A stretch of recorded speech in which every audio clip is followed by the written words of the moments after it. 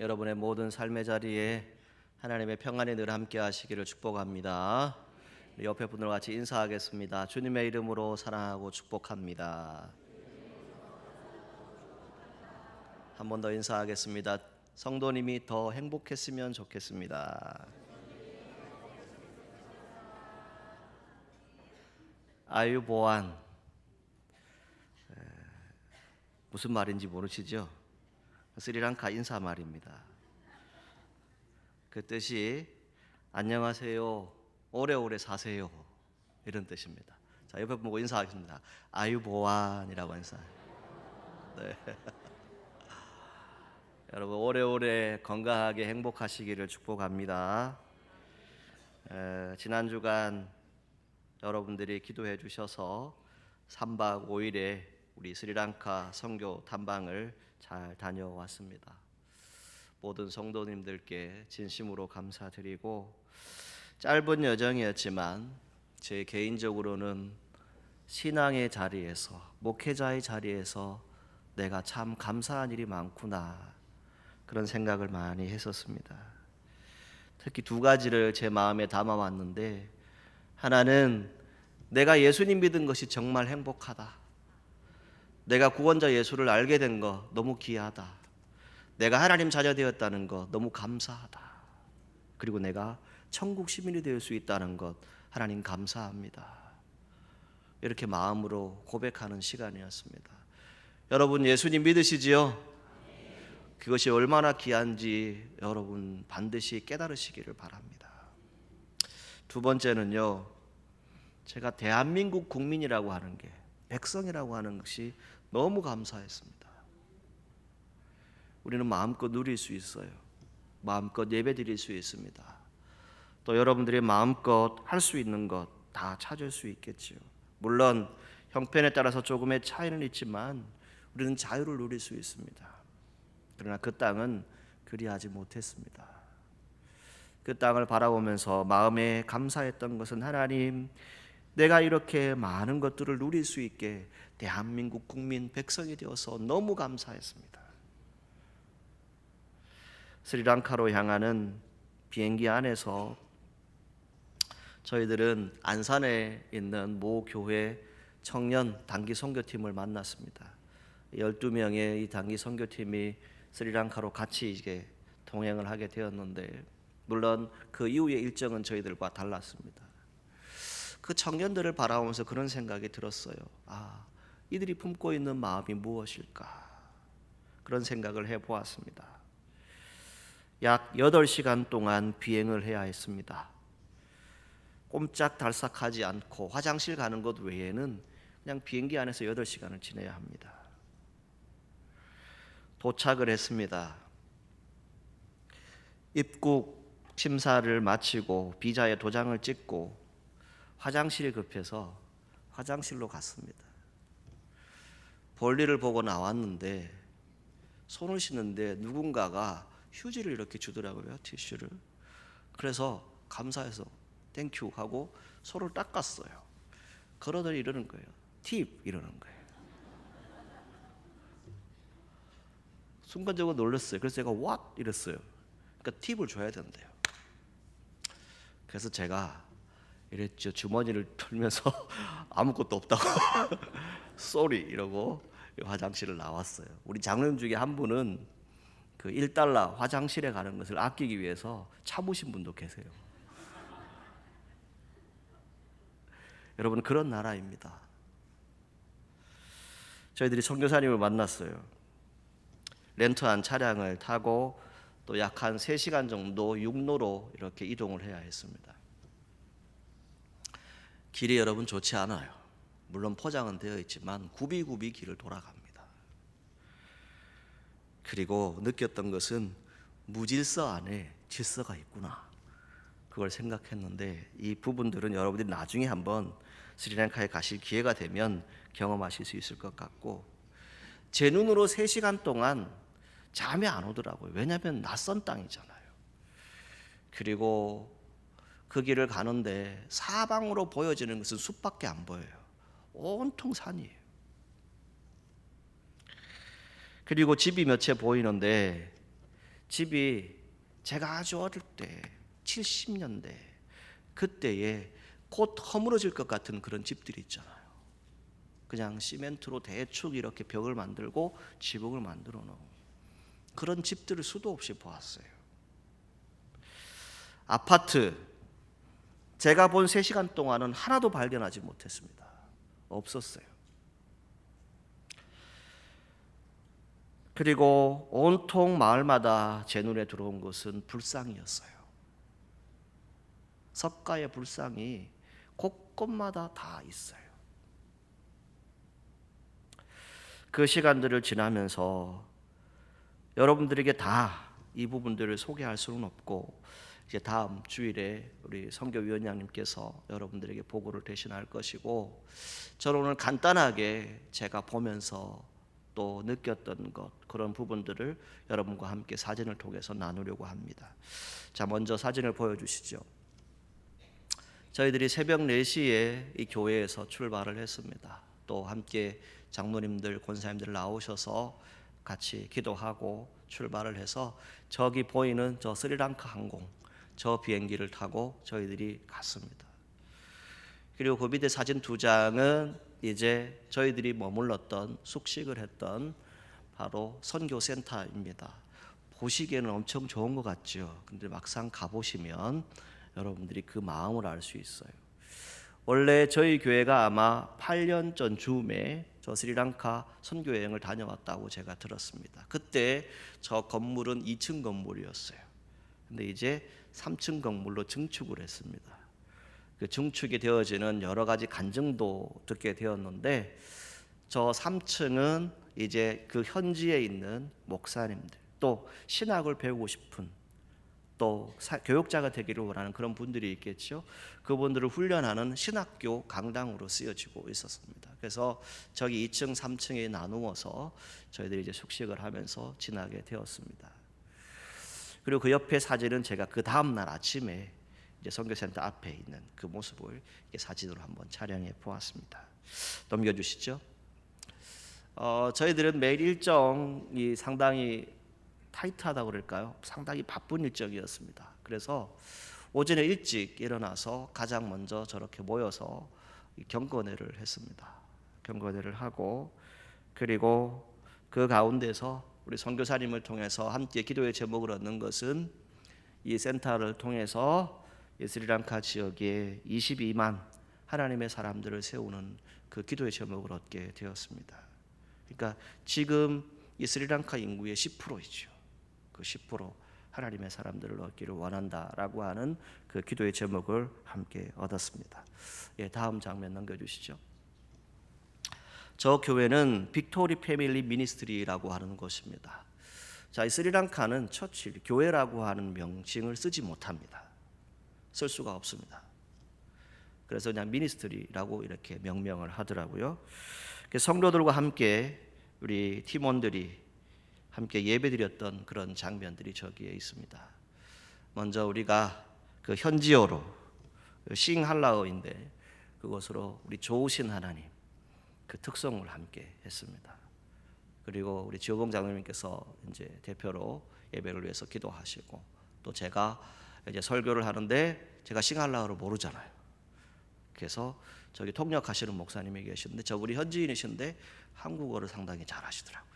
그래서 제가 한국어로 설교를 하면 저분이 이제 통번역을 해서 그렇게 해서 함께 예배를 드렸습니다. 그리고 그 교회에 모였던 성도들의 모습이 저 사진에 담겨져 있습니다. 다음 사진 넘겨주시죠. 저기에 보시면 저 비닐, 우리 경상도 말로 봉다리죠. 봉지에 무엇이 들어있을까요? 쌀이 들어있습니다. 저 쌀, 그리고 그 현지에서 필요한 것들을 저렇게 성도님들이 눈물로 또 헌신하면서 기도하면서 베풀어 주신 그 물질을 가지고 준비를 했습니다. 그래서 거기 예배 장소에 오셨던 분들에게 다 이렇게 나누어 드렸어요. 그런데 저희들이 예배를 다 마치고 차를 타고 이렇게 이동을 하는데 그 비바람이 치는데 차로 이동한 건 한 3km 정도 된 것 같아요. 그런데 그 쌀을 들고 비를 맞으면서 걸어가는 분을 봤어요. 그러면 여러분 머릿속에 뭐가 떠오르세요? 얼마나 먼 거리를 걸어서 그곳에 왔겠습니까? 그 예배를 드리는 모습들이 저 안에 있고요. 저기에 이제 현지 담당하시는 목사님이 계시고 저 교회 성도들이 바로 여러분들과 제가 기도하면서 건축하고 있는 칸다폴라 교회가 완전히 완공이 되어지면 거기에 가서 예배드릴 성도들입니다. 그래서 저분들을 만나고 함께 예배드리면서 또 함께 은혜를 나누었습니다. 이제 넘겨주시죠. 저희들이 이제 선교센터에 있으면서 이제 아침을 주로 많이 저기서 이제 먹게 되었고, 그리고 외 이동하면서 또 식당에서 이런 부분들을 이용을 했습니다. 그리고 현지에 있는 목사님이 오셔서 현지 교회의 여러 가지 어려움들, 또 우리가 어떤 부분들을 함께 해야 될지 같이 이렇게 간담회를 나누었던 시간도 있었고, 또 이렇게 저희 교회를 방문해서 함께 단체로 사진을 찍은 모습들이 저 안에 있습니다. 그리고 이 모든 일정을 다 마치고 저 마지막 사진은 우리 변영애 권사님이 찍은 사진이신데, 인천공항을 도착할 때쯤 저 해가 떠오르는 모습. 자, 저런 모습을 보고 저희들이 인천공항에 새벽 6시 40분에 도착을 해서 어제 오후쯤에 이제 도착을 했습니다. 그 모든 일정을 마치고 이제 주말을 지나고 오늘 저와 여러분들이 함께 예배 드리고 있는데, 여러분들의 모든 삶의 터전, 또 여러분들이 살아가는 그 모든 자리가 참 귀한 자리인 줄 아시고, 특별히 믿음으로 늘 여러분들의 삶을 잘 감당하시기를 바라고, 또 하나님의 뜻 가운데서 여러분들도 늘 기도하면서 정말 복음 증인의 그 인생의 여정들을 끝까지 잘 살아가시기를 주님의 이름으로 축복합니다. 예, 닫아주시죠. 제가 선교지 현장에 도착하고 선교센터에서 이제 머물게 되었을 때 이야기입니다. 저희가 도착한 시간은 현지 시간과 여기 시간이 3시간 30분 정도 시차가 납니다. 그래서 거의 새벽 1시경에 도착을 한 것 같아요. 도착을 해서 이제 좀 몸을 세면을 하기 위해서 들어갔어요. 씻고 있는데 갑자기 전기가 나가버렸어요. 정절이 되어버린 거죠. 어떻게 할 수가 없어요. 왜요? 머리에 온몸에 피누치를 해놨는데 물은 안 나오고 전기를 끊어져 버렸어요. 그게 첫 경험이었어요. 그때 선뜻 생각난 게 이것이었어요. 제가 훈련병 시절에 군대에 있을 때 5분 동안 목욕하는 시간을 줍니다. 열심히 막 씻고 있어요. 근데 갑자기 조교가 이렇게 고함을 치죠. 동작 그만! 그러죠. 그러면 그냥 이걸 다 묻히고 그냥 대충 닦고 나왔던 그런 기억이 있는데, 정말 그럴 뻔했어요. 근데 다행히 다시 전기가 들어와서 씻고 그리고 하루를 마무리했던 그런 시간이 있었는데, 왜 제가 이런 말씀을 드리냐면 그만큼 이 지역은 전기, 물, 수압이라 그러죠. 그런 것들이 상당히 열악한 것을 우리가 볼 수 있었습니다. 그리고 선교사님을 만나서 선교지에 오게 된 여러 가지 간증들을 들을 수 있었습니다. 그렇게 하루를 마무리하고 잠자리에 들었어요. 그런데 빗소리가 들립니다. 빗소리가 얼마나 세찬지요. 귀에 선명하게 들립니다. 눈을 감은 채로 기도했습니다. 하나님, 지금은 비가 많이 와도 좋아요. 그런데 내일 아침 동이 텄을 때 저희들이 탐방할 때는 맑은 날씨도 원하지 않습니다. 그냥 흐린 날씨만 되게 해주세요. 그렇게 기도를 하고 잤어요. 또 얼마쯤 시간이 지났는데 이 곤충, 풀벌레 소리가 엄청 세게 들립니다. 워낙 크게 들려서 잠을 또 깼어요. 아침은 자동적으로 눈이 떠집니다. 왜냐하면 새 소리가 워낙 크게 들리기 때문에 잠을 잘 수가 없어요. 그리고 또 설잠을 잤지요. 조금 있는데 왼쪽 종아리가 당겨오는 거예요. 아픔이 다가오지요. 그리고 또 조금 있으니까 오른쪽 종아리가 또 당겨오는 거예요. 통증이 느껴지는 거예요. 여러분 이 경험 다 해보셨지요? 잠을 자다가 종아리가 땡겨왔을 때 그때 그 통증은 이루 말할 수가 없어요. 그때 손을 얹고 이렇게 기도했습니다. 하나님, 저 선교하러 왔는데 주의 보혈로 깨끗하게 정결하게 회복시켜달라고 그렇게 기도를 했습니다. 그런데요, 아침에 일어났는데 언제 그랬냐는 듯이 두 발로 잘 걸어 다녔어요. 그런 경험을 하면서 깨닫고 함께 나누기를 원하는 것은 이것입니다. 여러분, 우리가 주의 일을 하려면 다 편안하게 좋게 일하는 것 같으나 그렇지 않아요. 작은 시험부터 때로는 큰 시험들이 수도 없이 있어요. 그 시험 가운데서 우리가 이겨내야만 귀한 사명을 잘 감당할 수 있는 줄 믿습니다. 그래서 우리 성도들이 더욱 믿음으로 하나님의 뜻을 이루시기를 간절히 소망합니다. 자, 오늘 본문 이 사도행전은 다른 성경에 비해서 상당히 역동적인 성경의 말씀입니다. 그리고 쉴 새 없이 등장하는 사건들을 여러분들이 보실 수 있고, 또 이 저자였던 누가가 이 성경을 통해서 우리에게 주는 분명한 메시지가 있다라고 말씀드릴 수 있습니다. 우리가 먼저 기억할 수 있는 것은 이 사도행전은 역사서입니다.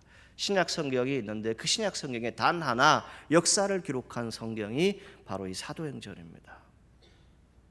이 사도행전 1장 전반부에는 누가 등장합니까? 예수님이 등장하고 있습니다. 사도행전은 우리가 생각하기에 사도행전이니까 사도들이 주인공이 아닐까라고 생각할 수 있어요. 그러나 이 사도행전의 주인공은 누구시라고요? 예수님이십니다. 이걸 우리가 성경을 통해서 볼 수 있습니다. 1절에서 11절까지 예수님의 행적, 제자들의 대화가 주를 이루고 나타나는 것을 볼 수 있지요. 부활하신 예수님은 제자들에게 나타나셨고 그들을 가르치셨어요. 그래서 3절 말씀에 보게 되면 친히 살아계심을 나타내셨고 40일 동안 그들에게 보이셨고 하나님 나라의 일을 말씀하셨다라고 기록하고 있습니다. 예수님은 부활을 보여주셨습니다. 그냥 들은 얘기가 아니에요. 친히 부활하신 주님께서 제자들에게 오셨어요. 그리고 40일 동안 하나님 나라를 가르치셨습니다. 그리고 당부의 말씀을 주셨는데 그 말씀이 우리가 읽은 1장 8절의 말씀이죠. 오직 성령이 너희에게 임하시면 너희가 권능을 받고 예루살렘과 온 유대와 사마리아와 땅끝까지 이르러 내 증인이 될 것이다 라고 하는 말씀을 당부하셨습니다. 그러할 때 제자들은 무엇을 예수님께 묻습니까? 그러면 주님, 이스라엘 나라를 회복하심이 이때입니까? 라고 묻게 되죠. 그때 예수님의 대답은 그건 아버지의 일이다. 그것은 아버지 하나님의 권한이다. 너희가 신경 쓸 바가 아니다 라고 말씀하죠. 여러분들에게 이렇게 하나님의 은혜를 나눕니다. 대한민국의 흥망성쇠 누구에게 있을까요? 누구에게 있나요? 국민들에게 있나요? 아니요, 하나님께 있습니다. 여러분 믿으십니까? 모든 나라의 흥망성쇠의 주권은 하나님께 있다는 것이지요. 그걸 우리가 반드시 기억하셔야 됩니다. 우리가 해야 될 일은 다른 것에 있지 않습니다. 오늘 말씀을 통해서 오늘 우리에게 주시는 하나님의 뜻은 무엇일까요? 가장 먼저는 복음입니다. 복음. 복음의 주인공 누구이시죠? 예수 그리스도이십니다. 그 예수 그리스도를 우리가 증거하는 것이죠. 증인된 삶을 살기 때문에, 증인의 여정으로 살아가기 때문에 우리가 예수 그리스도를 증거하는 것입니다. 하나님이신 예수님께서 직접 이 땅에 오셨습니다. 그리고 제자들과 함께 하셨지요. 그리고 그 제자들은 예수님의 뒤를 따라서 성령 하나님이 함께 하심으로 예수 그리스도의 복음을 전하는 사도로 후에 부름받게 되어집니다. 사도행전의 역사는 무엇입니까? 수많은 사람들이 영적으로 회복되어지고 하나님의 뜻을 이루는 성령 충만한 삶으로 살아가게 되는 것을 성경을 통해서 볼 수 있습니다. 또 한 가지 오늘 말씀을 묵상하면서 볼 수 있는 것은 저와 여러분들이 증인이라는 겁니다. 여러분 믿으십니까? 이 증인은 그 삶을 살아가야 합니다. 여정이 있다는 것이죠. 그 여정은 어떤 것입니까? 예수님을 따라가야 합니다. 예수님을 설명할 수 있는 사람들이 되셔야 합니다. 여러분들 주변에 여러분들이 살아가는 모든 삶의 여정 가운데서 예수님이 나타나시기를 간절히 소망합니다. 여러분들이 나타나는 것 같으나 그 안에 누가 계십니까? 예수님이 함께하고 계십니다. 그 안에 예수님이 같이 여러분들의 역사 가운데 흘러가고 있다는 겁니다. 실제로 저와 여러분들이 예수님처럼 살기 위해서 노력해야 합니다. 또 예수님의 제자들처럼 우리의 언행 심사를 그렇게 살려고 노력해야 할 것입니다. 그리고 예수님 제자의 인생이 무엇인지 정말 우리가 세상에 살아가면서 보여줄 수 있는 그런 믿음의 사람들이 되어야 할 것입니다. 오늘날 살아가는 우리 그리스도인들도 마찬가지입니다. 저와 여러분들이 세상 속에 빛과 소금으로 하나님을 증거하며 살아갑니다. 영원한 생명을 받았습니다. 그 영원한 생명을 받은 이유는 다른 것에 있지 않습니다. 내가 믿음의 증인이라는 겁니다. 예수 그리스도를 믿음으로 내가 이제 증인되었다는 겁니다. 그 증인이 인생의 여정을 고백하게 되어지는 것이죠. 사도행전 11장 24절 말씀에 바나바라고 하는 사람이 나옵니다. 이 사람이 어떠했는지 여러분들 성경을 통해서 보실 수 있고, 그가 복음을 전하고 주의 일들을 했을 때에 어떤 일들이 벌어집니까? 이에 큰 무리가 죽게 더하여 지더라. 이렇게 말씀하고 있어요. 오늘 여러분들이 예수 그리스도 그 복음의 증인으로서 여러분들의 인생의 여정을 살아갈 때 예수님을 알지 못했던 많은 사람들이 여러분들을 통해서 예수님을 알 수 있기를 주님의 이름으로 축복합니다. 여러분들의 삶을 통해서 예수님을 만날 수 있기를 간절히 소망합니다. 예수님 믿고 구원받은 성도는 세상에 어떤 모습으로 살아가야 할까요? 바로 산 증인입니다. 우리는 살아있는 증인들이죠. 이 산 증인은 어떤 모습이 되어야 합니까? 하나님의 권능을 받아야 합니다. 이 권능은 무엇입니까? 권세가 있고 능력이 여러분 가운데 있다는 겁니다. 여러분 믿으십니까? 여러분 안에 권세가 있다고요. 여러분 안에 능력이 있다고요. 예수 그리스도의 이름을 믿고 고백하는 사람에게 성령의 능력을 주시겠다, 성령이 임한다라고 분명히 말씀해 주고 있어요. 성령이 임하게 되면 우리가 권능을 받게 된다는 것이죠. 이 권능을 받은 사람 어떻게 살아가겠습니까? 예수 그리스도의 그 십자가 사랑이 내 마음에 늘 있습니다. 그리고 그것을 감사할 수 있는 그런 은혜의 사람들이 되어질 것입니다. 그래서 초대교회가 어떠했습니까? 사도행전 2장을 여러분들이 보시게 되면 많은 무리가 주의 뜻을 알게 되고 믿음의 사람들이 되어지는데, 그 사람들이 한 마음과 한 뜻이 되었다라고 성경에 기록하고 있어요. 교회는 예수 그리스도를 믿는, 예수 그리스도를 통해서 복음을 알게 되었고 그 증인의 삶을 살아가는 그런 여정을 살아가는 성도들이 모인 곳입니다. 이 성도들이 모인 곳에는 한 마음과 한 뜻이 되어야 된다는 것이죠. 그리고 또 무엇을 우리에게 말씀해 줍니까? 사도들이 큰 권능으로 주 예수 부활을 증거하니 무리가 큰 은혜를 입었다라고 성경은 말씀하고 있어요. 오늘 우리가 교회를 통해서 여러분들의 인생의 여정을 통해서 나타내는 것은 다른 것이 아닙니다. 예수 그리스도를 나타내는 거예요. 예수 그리스도를 증거하는 것입니다. 그것이 우리 그리스도인들의 삶이라는 것입니다.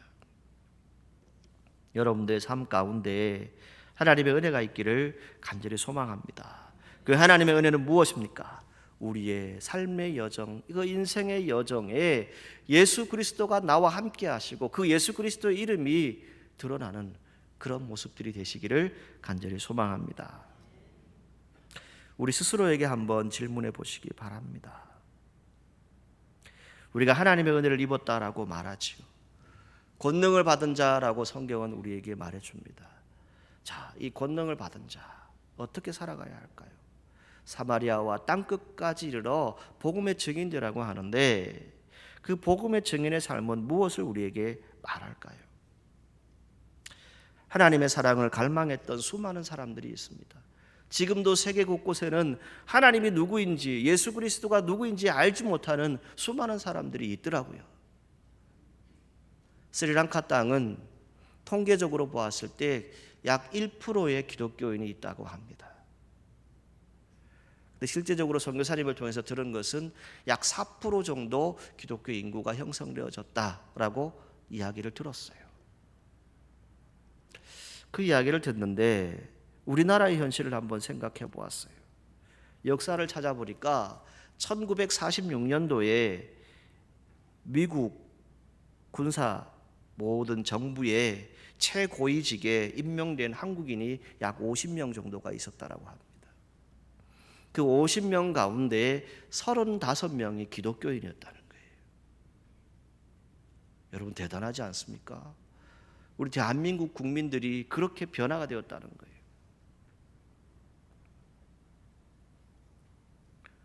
해방 당시에 기독교 인구가 얼마였는가?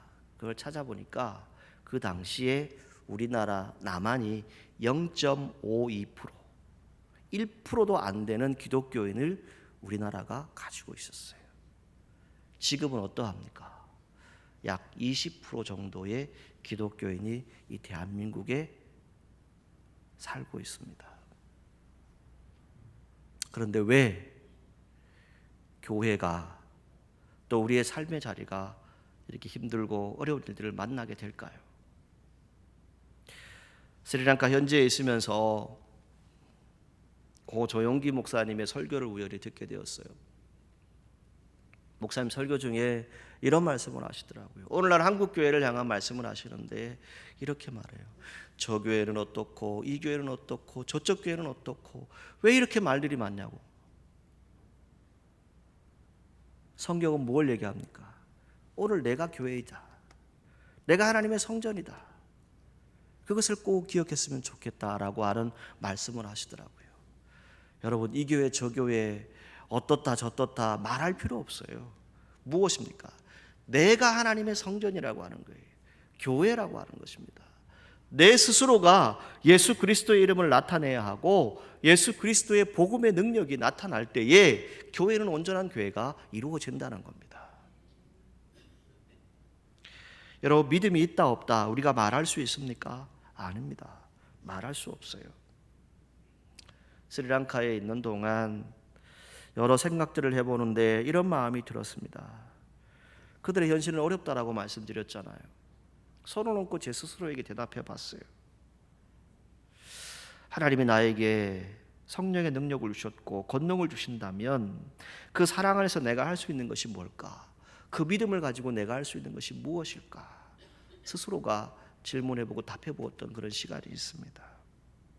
여러분 오늘 성경은 얘기합니다. 우리는 때를 얻든지 못 얻든지 복음을 전해야 한다라고 성경은 말씀하죠. 사도행전 3장에 성전 미문에 나면서부터 걷지 못했던 사람이 있어요. 우리가 알고 있는 안전뱅이죠. 근데 그가 베드로와 요한을 통해서 일어납니다. 걷게 됩니다. 뛰게 되죠. 내게 은과 금은 없다. 가진 것 없다. 그런데 나사렛 예수 그리스도의 이름으로 걸어라. 그 말이 선포되어졌을 때 그는 일어났습니다. 걷게 되고 뛰게 되었죠. 그랬을 때 4장 4절 말씀을 여러분들이 보시게 되면 어떤 일들이 벌어집니까? 남자의 수가 약 5천이나 되었다라고 말씀합니다. 예수의 이름이 선포되어졌을 때 그때 어떤 기적이 일어나죠? 수많은 사람들이 몰려왔다는 겁니다. 내 일을 생각하는 것이 아닙니다. 내 말을 전하는 것이 아닙니다. 여러분들이 시간을 드리고 또 여러분들의 눈물을 드리고 여러분들의 희생, 물질 등을 들여서 복음을 전한다라고 하는 것은 무엇입니까? 내 것을 먼저 생각하는 것이 아닙니다. 오직 예수님의 이름, 예수 그리스도의 영광만을 드러내기 위해서 우리를 쓰임 받는 것입니다. 여러분들의 걸어가는 발걸음이 복되고 기쁜 그런 즐거운 발걸음들이 되시기를 주님의 이름으로 축복합니다. 그래서 성경은 말합니다. 아름답다 주의 복음을 전하는 발걸음이요 라고 말합니다.